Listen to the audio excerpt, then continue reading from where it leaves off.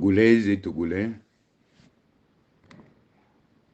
mes chers compatriotes, chers amis du Togo, chers panafricanistes, point de devoir de mémoire et de redevabilité de justice pour le peuple togolais, j'apporte ce jour un témoignage éclairant sur l'incendie des grands marchés de Lomé et de Kara. Le 12 janvier 2023, comme un coup de destin, 10 ans, jour pour jour, des incendies des grands marchés de Lomé et de Kara, le général Félix Abalo Kadanga, ancien chef d'état-major général des forces armées togolaises de 2013 à 2020, est arrêté et gardé à vue selon des sources concordantes. Sans que le procureur général près de la cour d'appel de Lomé ne se fonde en un communiqué, comme à l'accoutumée, quand il s'agit de la traque des opposants. Le général Félix Abalo Kadanga est entouré d'un halo de crimes et de violations massives des droits de l'homme, dont le dernier fait d'armes odieux est l'assassinat du colonel Toussaint Madjoulba, commandant de la brigade d'intervention rapide, dont il serait l'auteur présumé au lendemain de l'investiture controversée sur fond de parjure de Foy Gnassingbé, cramé dans les urnes pour un quatrième mandat au forceps, d'un quintuple coup d'État électoral, militaire, judiciaire, diplomatique et médiatique. Mes chers compatriotes, Togolaises et Togolais, la rupture du silence sépulcral entourant cette arrestation survenue au lendemain du démantèlement de la haute hiérarchie militaire du régime infâme, elle vient quelques semaines plus tard sur une radio locale par la voix d'un député de la nation. Tentative de coup d'État de rectification. Incendie des grands marchés de Lomé et de Kara, en complicité avec le général Titikpina. Assassinat de mineurs tués par balle à bout portant lors d'une manifestation de l'opposition en 2017, entre autres accusations, déclarera ce député. Alors qu'il ait annoncé une parodie de justice militaire typique des régimes d'oppression, survient donc un rebondissement, non des moindres, dans la criminelle affaire des incendies de Lomé et de Kara, avec la dernière sortie médiatique du principal accusé, Mohamed Loum. Ce dernier, tout en saluant l'arrestation du général Kadanga, décrit le scénario par lequel la dictature néocolonialiste avait décidé de brûler les marchés pour s'en servir comme alibi pour décapiter l'opposition réunie au sein du CST, organisation perçue comme une grave menace au maintien de la junte togolaise. Il réitère qu'en dehors du général Kadanga, le général Titikpina, le colonel Massina, Dame Ingrid Awade et plusieurs conseillers de Foy Gnassingbé ont participé au montage et à l'exécution de l'ignominieux crime national. Faut-il rappeler que les incendies criminels des grands marchés de Lomé de Kara, il y a 10 ans, elles sont restées sans suite judiciaire. Même les enquêtes annoncées que la France devrait conduire sont également classées sans suite.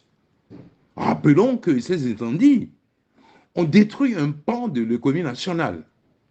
que représentaient les femmes du grand marché de Lomé, notamment les Nanabins, brisé de nombreuses vies et familles, avec des morts tant parmi les détenus politiques, dont Étienne Yakanou, que du côté des commerçants, des paralysés, des traumatisés à vie, des faillites en série, sans compter les dégâts collatéraux. Le narratif mensonger et grotesque présenté au moment des faits en 2013 par les dramaturges, particulièrement le général Yak Tahman, alors directeur de la gendarmerie nationale, n'a guère résisté à l'épreuve des faits, avec des révélations de Mohamed Loum, principal accusé dans ce dossier. Sur le fronton du récit du greffe de ce dossier au tribunal de grande instance de Lomé est inscrit affaire Agboué Kodjo et les autres, tout comme si Agboué Kodjo était le principal accusé dans ce dossier, alors que je fus injustement accusé d'avoir reçu un coup de fil d'un militant de l'opposition au moment où le marché de Lomé brûlait. On m'arrêta. Avant d'arrêter 2 jours plus tard, sur mon insistance, mon appelant incriminé, qui avoue effectivement m'avoir appelé, mais sans réponse. Ce que les enquêtes chez l'opérateur mobile Togocel confirmeront. Plusieurs arrestations eurent lieu, avec pour cible l'étêtement de l'Organisation pour bâtir dans l'Union un Togo solidaire, au but, ancêtre du mouvement patriotique pour la démocratie et le développement, MPDD, avec l'arrestation du vice-président, M. Gérard Adja, puis du président Agboué Kodjo. En effet, je fus arrêté le 16 janvier 2013, après un encerclement de mon quartier et le saccage de mon domicile par une horde de forces de défense et de sécurité en violation de la Constitution de la République et aussi sans la levée de mon immunité parlementaire. Gérard Adja, quant à lui, a été arrêté le dimanche 13 janvier 2013 à sa sortie de la messe devant sa femme et ses enfants. Il fit 6 mois dans le geôle de l'oppression. À sa question de savoir, mais pourquoi vous m'arrêtez? Réponse, votre boss est au courant. Dans ce feuilleton, les stars ont pour nom les capitaines Akakpo, Nyanani et Agbenda, tous en service à l'époque des faits, au service de recherche et d'investigation SRI, actuel service central de recherche et d'investigation criminelle SCRIT. Togolaises et Togolais, mes chers compatriotes, j'ai passé 40 jours de détention à la gendarmerie nationale, subissant toute forme de torture, dans des conditions inhumaines et dégradantes que la pudeur m'interdit de décrire par le menu détail. Une cellule dont les murs repeints avec une substance toxique me fut réservée pour libérer le bureau du capitaine Yanani que j'occupais. C'était la cellule de la mort. Cette occurrence fut évitée grâce à la solidarité d'un gendarme et à l'intervention musclée des proches de ma famille auprès de Fonia Singbe. Il a fallu en outre l'implication de Jean-Marie Comadélis, premier secrétaire général du Parti socialiste français, et plus tard du président de la République française, François Hollande, pour que je puisse être libéré le 25 février 2013 à minuit. 2 semaines plus tard, à la suite d'une demande de sortie du territoire national, on m'informa qu'il y aurait une ultime confrontation avec Mohamed Loum dans le bureau du doyen des juges d'instruction, assisté du procureur de la République et de mes avocats. Avant le début de la séance, Mohamed Loum reçut un coup de fil et on l'invita à sortir à cet effet. Il rappela plus tard que c'est Fonia Singbe qui l'appela, il l'exhorta à accepter tout ce que les juges lui demanderont. La parole fut donnée donc au greffier pour lire le chef d'accusation. On y apprend au nombre de chefs d'accusation que l'opposition togolaise a mis en place des groupes armés au Ghana, au Bénin, au Burkina, dans le but d'envahir le Togo pour assassiner Faure Gnassingbé et s'emparer du pouvoir. Pendant ce temps, un convoi militaire déjà apprêté par le général Karanga, Félix Abalo, devant me conduire à la prison civile de Mango, était déjà en place dans l'enceinte du palais de justice à Lomé. Togolaises et Togolais, mes chers compatriotes, à la lecture du document par le greffier, j'ai demandé à poser quelques questions à M. Mohamed Loum. Est-ce que tu t'es rendu une fois chez moi à domicile? Réponse, non.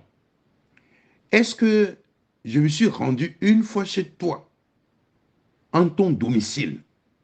Réponse, non. Est-ce que je t'ai une fois appelé au téléphone? Réponse, non. Est-ce que tu m'as une fois appelé au téléphone? Réponse, non. Est-ce que toi et moi nous sommes rencontrés quelque part une fois? Réponse, oui. À quel endroit? Réponse, à la plage après un meeting du CST et de poursuivre. Vous avez fait ce jour une belle prestation. Et au moment de votre départ, beaucoup de jeunes vous ont accompagné à la voiture pour vous féliciter, y compris moi. Et après, il enchaîne. Je ne veux pas être à l'origine de la mort de quelqu'un. Monsieur le doyen des juges et monsieur le procureur, je ne veux pas être à l'origine de la mort de quelqu'un. Le document dont le greffier vient de donner lecture n'est pas de moi. C'est le capitaine Akakpo qui vous a remis une clé USB contenant le document que vous m'attribuez. Pris de panique, un des magistrats s'est levé et s'est dirigé vers l'extérieur, déclarant en cabinet, ce garçon nous a trahis.